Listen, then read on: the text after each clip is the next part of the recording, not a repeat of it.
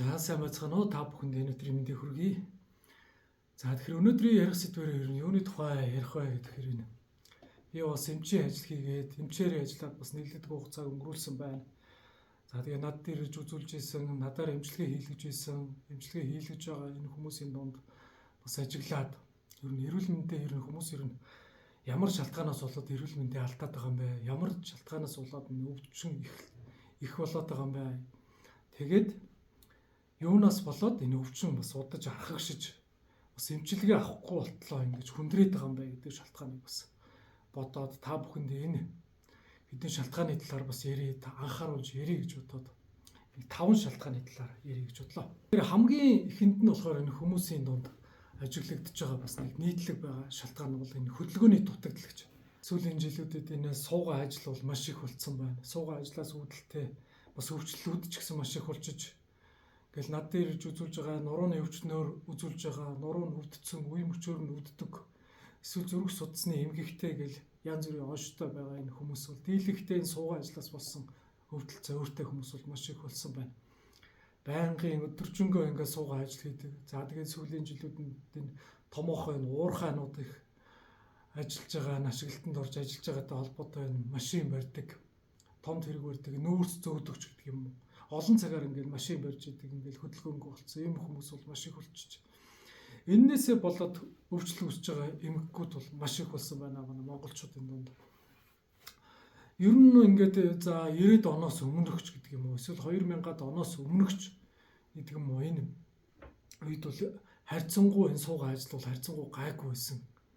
Ер нь бол ингээд компьютерийн ард суудаг, өдөржингөө суудаг ажлууд бол нэг бага байлаа шүү дээ. Одоо энэ 2000 оноос өмнөх үед. Гэтэл 2000-аас оноос хойш үе, талангуяа энэ сүүлийн 10-аас 15 жилийн хугацаанд энэ 2010-аас 10 оноос хойш хугацаанд ерөөсөө суугаа ажлын хэв маяг бол нийтлэг хавтгаарцсан их болчих. Эннээс үүдэлтэй эмгэгүүд бол маш их болсон байна. Нурууны өвчин, тэгээ хөдөлгөөний дутагдлаас үүдэлтэй хийдэг таргалалт, хоол боловсруулах хэрэгтний үйл ажиллагааны хямрал гэдэг иймэрхүү өвчлүүд бол маш их болж байна. Тэгээ явандаа эннээс үүдэлтэй тархины цусаар болт, зүрхний шигдээс ч гэдэг юм уу, даралт ихсэгч гэдэг юм уу, иймэрхүү өвчлүүд бол дагаатууд маш их болчихжээ. Тэгэхээр энэний ерөөсөө хамгийн гол шалтгаан бол энэ хөдөлгөөний дутагдал, байнгын суугаа ажил. Би бас өмнөх дугаартаа бас нэлээд анхааруулж бас энэ талаар бас ярьсан байгаа. Энийг бас дахиад ч бас нэг анхааруулад ярих гэж бодлоо. Дайлгуй өнөөдрийнхөө ярих сэдвээр энэ хөдөлгөөний дутагдлаас үүдэлтэй энэ үе мөчний өвчлөл ихсэж байна гэдэг тухай. Тэгэхээр энэ суугаа ажил юунд хүргээд байна вэ гэхээр за нэг номерт бол энэ бодисын солилцооны дутагдалд хүрэж байна. Хоол боловсруулах хэрэгтний үйл ажиллагааны хямралд хүрэж байна. За тэгээ энэс үүдэлтэй цусны эргэл тогтоогшоод ирэхээр зүрх судасны эмгэгт хүрэж байна. За тархины цус аргалт, цусны өтгөрөл, энэс үүдэлтэй судасны бөглөрлөөс үүдэлтэй цус аргалт, зүрхний шигдэс гэдэг юм үүсгэж байна. За тэгээд дээрэс нь бас анхааруулж хэрэгтэй энэ хүний ингээд бие махбод энэ 30 нас хүртлээр ер нь одоо бүрэн гүйцэд төлжж идэг. Бүрэн гүйцэд төлжөөд хамгийн оргил зэгтээ хүрчдэг. За тэгээд энээсээ цаашаа бол ер нь за энэ 30-аас нэг 40 насны хооронд энэ үеийг хадгалж идэг. За тэгээд 40-оос дээш насныхан болоод 40-оос дээш насны хүмүүс бол ер нь бол тэгээд бүрэн гүйцэд төлжсөн яс үе холбогч ид булчин гэдэг юм уу энэ байдлаа цаашдаа алдж эхэлчихдэг.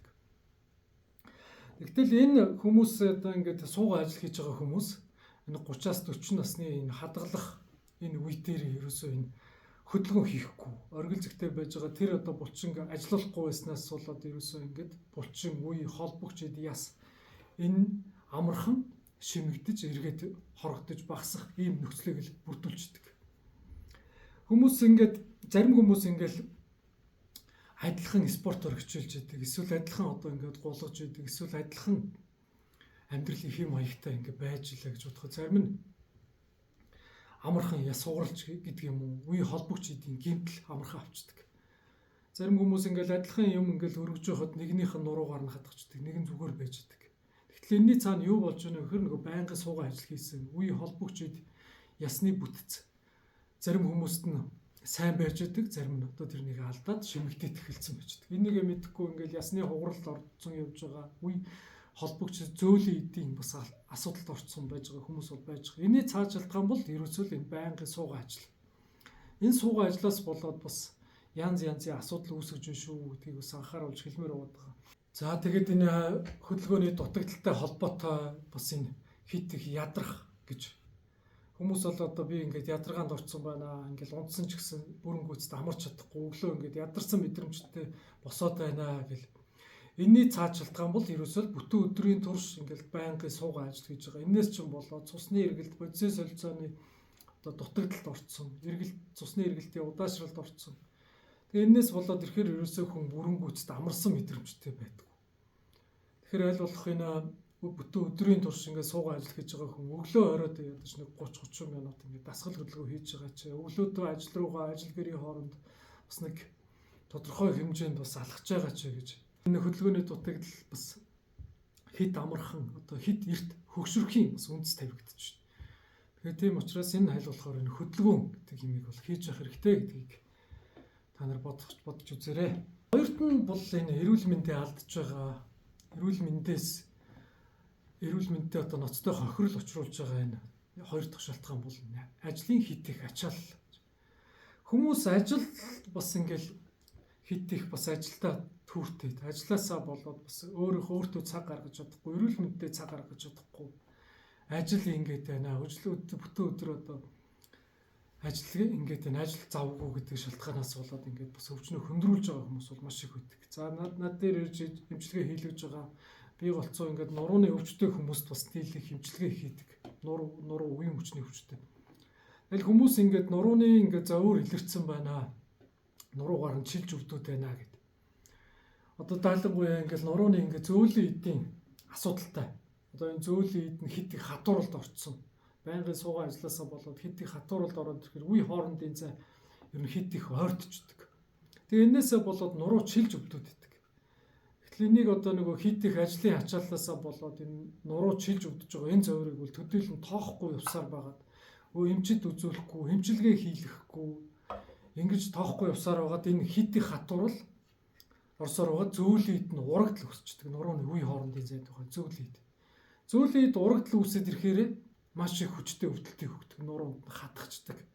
Гинт хүмүүс ингээл огцом хөдлөх юм уу, эсвэл юм авгааж жагаад, эсвэл хүнд юм ингээд огцом татж өргснөөс болоод зарим тохиолдолд сакс тоглож байгаа ч гэдэг юм уу ингээд нуруугаар нь хатгуулцдаг. Тэгээ энээсээ болоод ингээд нуруу нь ингээд ерөөсө хөдлөж чадахгүй болтлоо. Нурууны булчингаар ингээд чангарч өвчөд нуруу татчихдаг. Тэгээд явандаа ингээд хонгороо өвддөг, гуйруу өвддөг, иймэрхүү байдал. Тэгээ энэ үед ерөөсөө эмчилгээ хийлгэхгүй явсаар тэгээд бүр зарим тохиолдолд бол хөндрүүлээд эцэстээ бол метастазлын заалтанд орцсон явж байгаа хүмүүс ч гэсэн байна шүү дээ. Дан гац нурууны өвчин гэхгүй ходоод хоол боловсруулах хэрэгтэн өөр одоо зүрх судасны эмгэгч байдаг юм уу? Эмчит үзүүлэх, эмчилгээ хийлгэх юм завгүйгээсээ болоод ерөөсөө эрт үед нь онцлоод эмчилгээ хийлгэх боломжтой байсныг одоо хөндрүүлээд тэгээ ажиллаа одоо нэг номер тавьж ингэж явсаар байгаа. Өвчнөө хэд хөндрүүлждэг шүү. Тэгэхээр бас энийг бас анхаараа. Энэ хит их ажлын ачаалал бас нэг талаараа бас өвчнийг хөндрүүлэх эрсдэл үүсгэж байна. За нөгөө талаараа хит их хүнийг стресст оруулж байна. Тийм учраас аль болох өөртөө тохирсон ажил хийгээд хит их стресст автахгүй, хит их ажлын ачаалал дарагдахгүй, аль болохоор одоо эрүүл мэндтэй нэг номерт тавиад бас ажиллаа зохицуулаарай гэж. Энэ ойрны дутагдалд орж байгаа зарим тохиолдолд бүр ингээд ажлын ачааллаасаа болоод ерөөсөө бүр эрч хүчээ алдсан. Сүүлд буюу одоо хит их ажлын ачаалд орсоор байгаа сэтгэлийн их дарамтанд орсон бүр эргээд хүн сэргэж чадахгүй болтлоо ингээд бас ажлын хит их ачаал дарагдцсан явж байгаа хүмүүс ч гэсэн байдаг ш. Харахад ингээд хит их ядарсан нүд нь ингээд цонхийцсэн. Ингэж явж байгаа хүмүүс бол ерөөсөө энэ ажлын хит их ажлын ачааллаас болоод бас асуудалд орж ирж байгаагийн шинж байна гэж.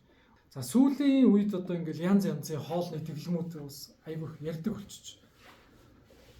Тийм юм ч идүүл сайн, ийм юм ч идүүл сайн гэл одоо ерөөсөө ингээл фэйсбүүкээр ч тэр эрүүл мэндийн зөвлөгөөнүүд ч тэр одоо ингээл янз янзын юмнуудыг л ингээл идүүлхийг ингээл зөвлөд өгдөг.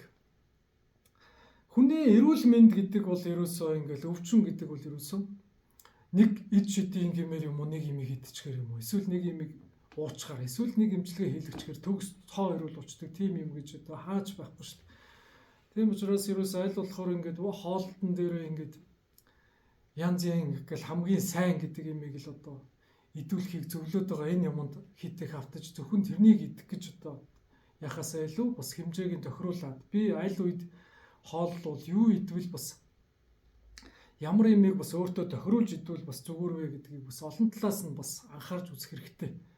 Шууд л нэг юмд анхаарахаасаа илүү. За тэгээд дээрэс нь хоолтон дээр чинь бас уламжлалт хангах ухааны ингээд бас тайлбар ном зохиолуудад хэлсэн байдаг л да энэ хоолтон дээр аль үед нь бас их идэх үү, аль үед нь бага идэх хэрэгтэй гэдгийг.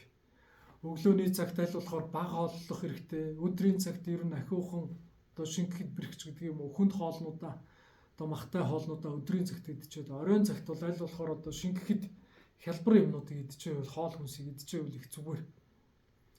За тэгээ хит их бас нэг сүүлийн үед ингээд фэйсбүүкээр бас харж байхад янз янзын ингээд дэглэмүүд детокс хөтөлбөрч гэдэг юм уу янз янзын юмнууд бас их ярддаг болсон байна. Тэгэл тэр нь бас их хит их автаж анхаарч бас тэрнлүү бас хит их хошуурч орох гэж бас үзэхээс илүү уламжлалт хоолнуудаа идэж яагаад тэрнийхээ хэмжээг нь бас тохируулаад идвэл бас их зүгээр шүү. Тийм юм идэж болохгүй, ийм юм идэж болохгүй, ийм хорд, ийм юу гэхээс илүү аль юмнуудын хэмжээг нь тохируулаад бас идэх хэрэгтэй. За тэгээ сүүлийн үед энэ хүмүүсийн дунд энэ дийлэх ажиглагдж байгаа юм бол ерөөсөө энэ амтлаг амттай юмуд бол маш их дууралдаг болчихж байна. Ерөөсөө л энэ амтлаг амттай хоол хүнсэнд ерөөсөө өөртөө тохируулж идэх гэхээс илүү амтанд нь дурлж одоо хит их шунаж идэх ийм байдал бол маш их ажиглагдж байна. Ерөөсөө энэ хоол боловсруулах хэрэгтний үйл ажиллагааны өвчлөл хавдарч гэдэг юм уу иймэрхүү хүнд хэлбэрийн өвчтнүүд бол ерөөсөө хит их хэтрүүлж идэж байгаатай бол шууд холбоотой байгаад байна. Тийм учраас аль болохоор тохируулж хэмжээ дамжааг нь одоо тохируулж идэх хэрэгтэй. Эрүүл байхын хүнд чинь ер нь тэгэл энэ өлөндөө байхыг л хэлээд байгаа шүү дээ.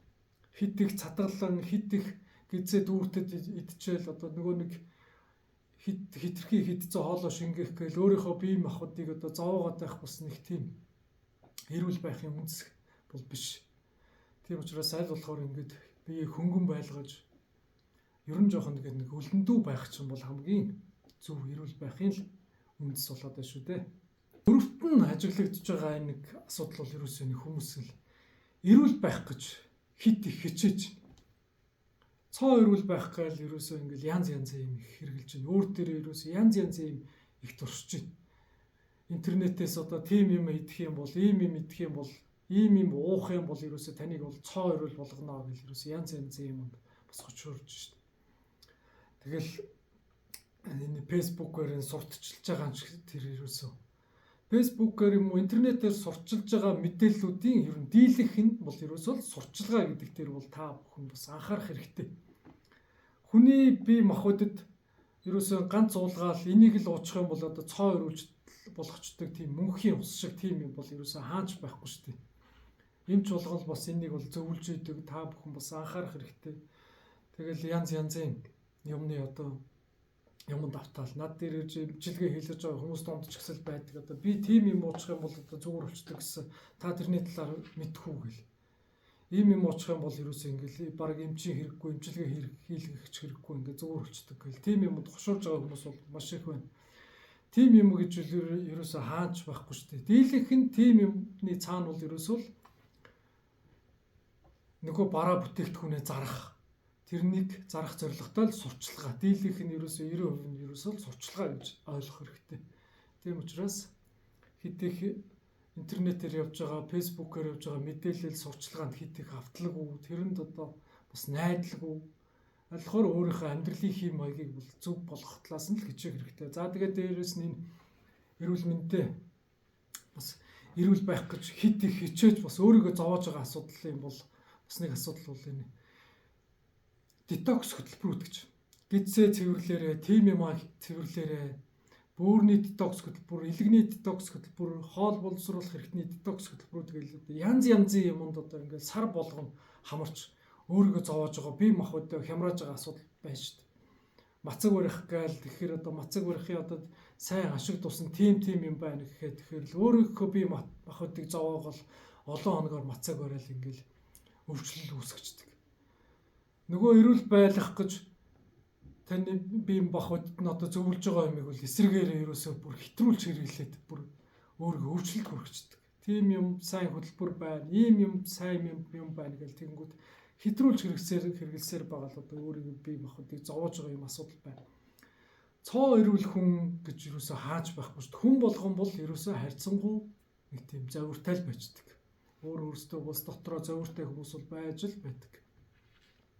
Харьцангуй ирүүлэл гэж байхаас биш ерөөсөө тийм цоо ирүүл тийм хүн гэж ерөөсөө хааж байхгүй. Тийм учраас харьцангуй ирүүл байхын тулд өөртөө тохирсон амьдралын хэм маягийг, амьдралын дэглэмийг л бий болгох хэрэгтэй. Зөв хоолж сурах хэрэгтэй. Тодорхой хэмжээний дасгал хөдөлгөөнийг хийх хэрэгтэй. Тэгээд дээрээс нь эрүүл сайхан байхын тулд сайн унтаж амарч явах хэрэгтэй. За нэг ийм асуудал бол байна. За тавд нь гэхээр энэ. За би бас энэний талаар бас нэлээд бас бодож байгаад бас хүмүүст бас даалгавар манай монголчуудын донд бас энэ архаг хүн төвчлөлийн их үүсвэр тавьж байгаа шалтгаан бол ерөөсөө энэ байна гэж үзээд байгаа. За тэгэхээр энэ юу вэ гэхээр энэ манай монголчуудын дунд нийтлэг байгаад байгаа энэ зээл гэж. Хит их өндөр зээл авдгаасаа болоод өвчлөлт хүргээд байна гэж. Зарим нь хүмүүс энэтэй санал нэгдэж магадгүй, зарим нь бас эсрэг саналтай ч байж магадгүй. Бас би бас та нарт анхааруулж хэлэх гээд байгаа нь гэхээр надад ирж үзүүлж байгаа эмчилгээ хийлгэж байгаа хүмүүсийн дунд бас байдаг. Миний ойр тойрны хүмүүсийн дунд ч байдаг. Энэ тэнд бас би олон жил бас төгснөөс хойш олон ч байгууллагуудаар явж ажиллаж үзлээ. Хөдөө орон нутагч ажиллаа, хотод ч ажиллаа, том байгууллагч ажиллаа. Тэгэхээр ойр тойрны хүмүүст ингээл хараад байхад бас гадуурч гэсэн ингээл ярьж байгаа хүмүүс байна, дунд байна. Энэ зээлнээс болоод энэ бас энэ өвчлөл хүндрээд байна гэдэг. Яагаад тэгэхээр хит их өөртөө дааж давшгүй ингээ зээл авчдаг, зээлийн дарамтанд орчдөг. Тэгээ энэ зээлийн дарамтанд ороод ирэхээр ерөөсөө өөртөө цаг гаргах тийм зав чөлөөгүй болж байгаа ийм асуудлууд байна. Намайг ингээд сургууль төгсөөл удаагүй ингээд багшийн ажил хийгээд удаагүй байж байхад нэг 6 сар болоод манай байгууллага намайг жинхэлж ирсэн л да. Тэгээд жинхлээл за ингээд жинхэнэ ажилтан боллоо. Ингээд байгууллагынхаа жинхэнэ багш боллоо. Тэгэл нэг удаагүй үндсэн цалин аваад ирсэн чи удаагүй л манай байгууллага төр ингээд банкны зээлүүд. За та тэр банкнд ингээд зээл авах хэрэгтэй боллоо. Ийм байгууллагт ийм цахилгаан барааны зээл авах хэрэгтэй боллоо гэл. Нөгөө баах янз янзын утаснууд, эсвэл янз янзын хэрэглээний зээлүүд ингээд гараад ирдэг. Тэгэл энэ зээлүүд ингээд тавигдаад ирэхээр хүн нөгөө нэг гоё сайхан юм уу. За тийм ч уцтай болчих. Ийм ч цахилгаан бараа авчих. Эсвэл ийм зээл аваад тийм юмтай жуулчих гэл. Нөгөө анх утасны зээл, цахилгаан барааны зээллэр тавигдж эхэлжсэн бол явандаа ингээд машины зээл гэл бие биенээсээ дутахгүй гэл янз янзын зээлүүд авдаг. Тэгээ нөгөө эрүүл мэндэд анхаарах, эрүүл мэндэд зарцуулах мөнгө гэдэг юм байхгүй. Байнга нөгөө зээл рүү л нөгөө мөнгө нь яваад байдаг. Сарын цалин авдаг, зээл рүү л ингээд яваад байдаг.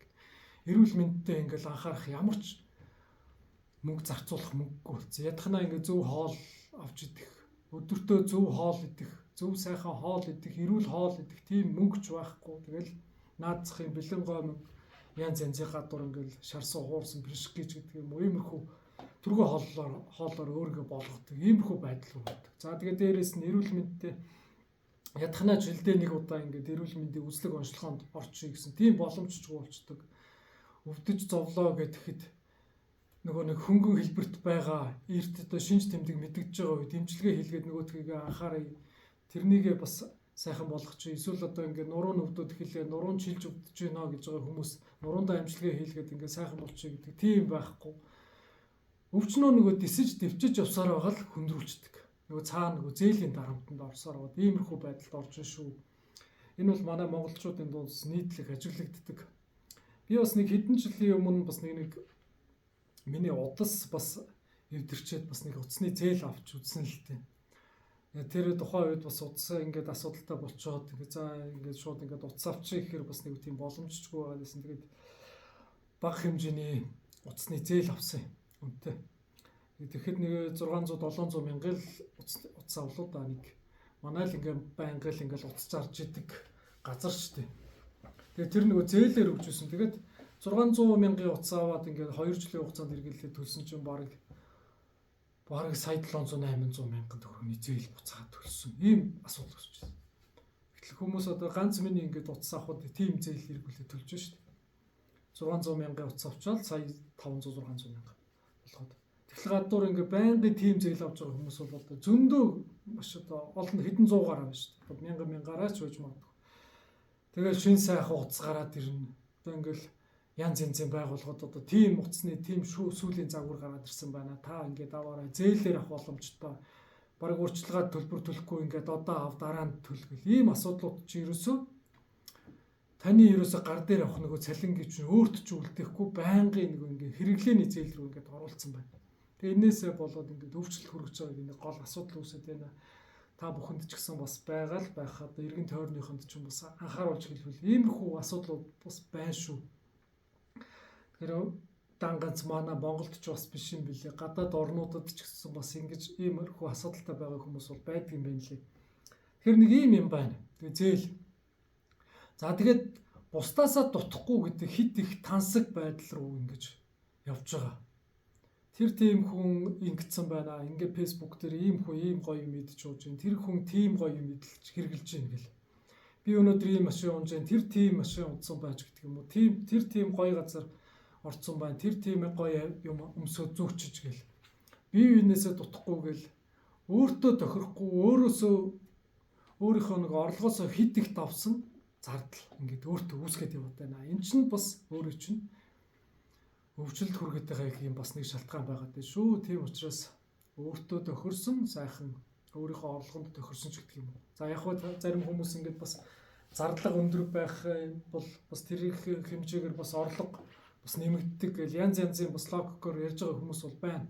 Тэгтэл өөрийнхөө эрүүл мэндийг алдан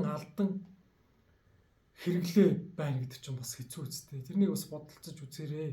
Ер нь өөрийнхөө эрүүл мэндийг алдан хүмүүс бол тэгдэл юм байна лээ. Одоо тэгэл өвдөж зовж байгаа хүмүүс бол тэгэл гоё сайхан утас үнэтэй машин бол тэр хүнд бол ерөөсөө юу ч шил болдго юм лээ. Би бас энд бас янз янзын эмнэлгүүд төр бас орж үзсэн өвчин зовлонтой хүмүүстэй ч бас ажиллаж байсан.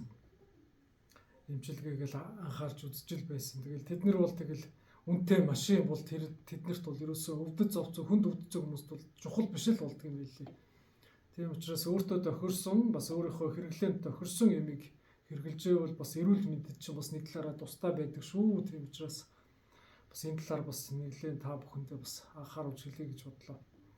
Тэгээ сүүлд ч гэсэн бас нэг эмэгтэй хүртэл яриа л байлаа шүү дээ. Ингээл 60-70 сая машин авч унтчаал зээлээ төлсөөр 100 хэдэн сая төгрөгийн зээл төлсөн. Тэгээд эргүүлээ зарах гэсэн чинь бараг 20 хүрэхгүй сая төгрөгийн үнэтэй болцсон байлаа гэл.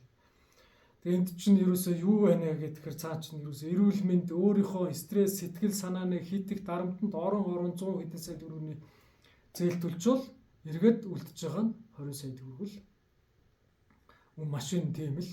Тэгээд тэрнийг төлөх хугацаанд 5 жил, 6 жил, 7 жил өөрийнхөө эрүүл мэндийг алдан өөрийнхөө эрч хүчийг нас сайхан залуу насаа баран тэр зээлийг л төлөхгүй зүтгэцсэн байдаг шүү дээ. Тэгэл иймэрхүү асуудал болоод энэ өвчин чинь хүндрээд байдаг гэдгийг бас та нарт анхааруулж хэлье гэж бодоод нэг ийм 5 шалтгааны тухай бас ярьлаа. За өмнөх 4 асуудлын талаар бас тус урд нь бас нэг хэд хэдэн дугаар болгоод ярьсан байгаа. Тэгээд тэрэн дээр нэмээд бас энэ хэд их хэрэглээ зээлийн талаар бас та бүхэндээ анхааруулж ярьлаа. За тэгэхээр өнөөдрийн миний ярьсан сэдвтэй холбоотой асуулт, санал, бодол та бүхэнд бас амьдралд чи юу тулгарч байна? Тэр бүхэнтэй бас бүхнээ бас хуваалцаарай. Миний ярьсан зүйлдээ та бүхний санаа бодол хэрэг тохирж байна? Тэр талаараа бас энэ доор комент хэсэгт үлдээгээд өгөөрэй. За тэгээ миний ярьж байгаа энэ зөвлөгөө мэдээлэл та бүхэнд таалагдж байгаа. Цаашид ингээд сонсож миний зөвлөгөө мэдээллүүдтэй хамт байхыг хүсвэл сувгт маань subscribe дараарай гэж та бүхнээсээ хүсэж байна. За тэгээд өнөөдрийн дугаартай хамт байсан та бүхэндээ баярлалаа.